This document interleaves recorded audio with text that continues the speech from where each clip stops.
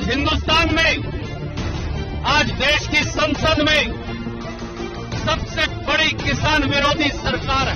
नरेंद्र मोदी के नेतृत्व में चल रही ये सरकार, इसका डीएनए ही, इसकी सोच ही, इसका विचार ही किसान विरोधी है, गरीब और खेत मजदूर विरोधी।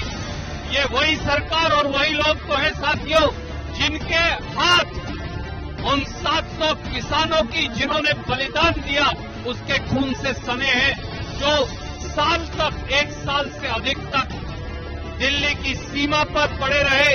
किस लिए? खुद के लिए नहीं, इस देश के किसान के खिलाफ बनाए गए 3 काले कानूनों को खत्म करने के लिए। दिल्ली की सरकार ने उनके रास्ते में, हरियाणा की खट्टर सरकार ने उनके रास्ते में रोड़े बिछाए, गड्ढे खुदवाए, कीलें बिछवाई, परंतु ये आपकी ताकत है। वो सारे किसान भाई जो यहां बैठे हैं, खेत मजदूर भाई जो बैठे हैं, ये आपकी ताकत है कि दिल्ली की सरकार को किसान की जोड़ी पर आपने झुकाकर दिखा दिया। याद करिए, प्रधानमंत्री नरेंद्र मोदी ने 2014 के चुनाव से पहले, उसके बाद फिर 2016 में बरेली उत्तर प्रदेश में ये कहा था कि किसानों की आय दुगनी करेंगे। किसानों की आय तो दुगनी हुई नहीं, किसान का दर्द जरूर 100 गुना बढ़ गया।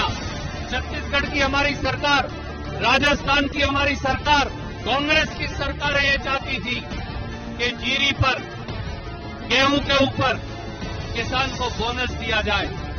नरेंद्र मोदी ने चिट्ठी लिखी, देश के कृषि मंत्री ने चिट्ठी लिखी और ये कहा कि अगर आप अपने प्रांत से बोनस देंगे किसान को, गेहूं पर बोनस देंगे, धान पर बोनस देंगे, तो फिर हम आपके यहां सरकारी खरीद बंद कर देंगे। ये पहली किसान विरोधी सरकार है जिसने हमारी खाद के ऊपर 5% जीएसटी लगा दिया, कीटनाशक दवाई पर 18% जीएसटी लगा दिया, किसान के ट्रैक्टर पर 12% जीएसटी लगा दिया।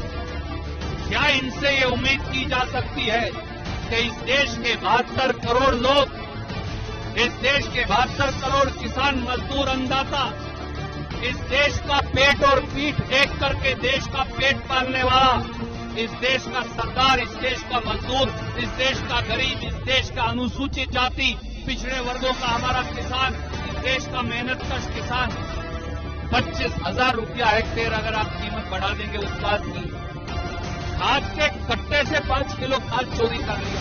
डीएपी और यूरिया की कीमतें क्या हुआ करती थी, आज क्या है? मोदी जी, अगर आपने खेती की होती, तोमर साहब जो देश के कृषि मंत्री हैं, कभी आपने हल्का मूठ पकड़कर देखा होता तो फिर आपको मालूम चलता कि किसान के उत्पाद की लागत की परिस्थिति क्या है।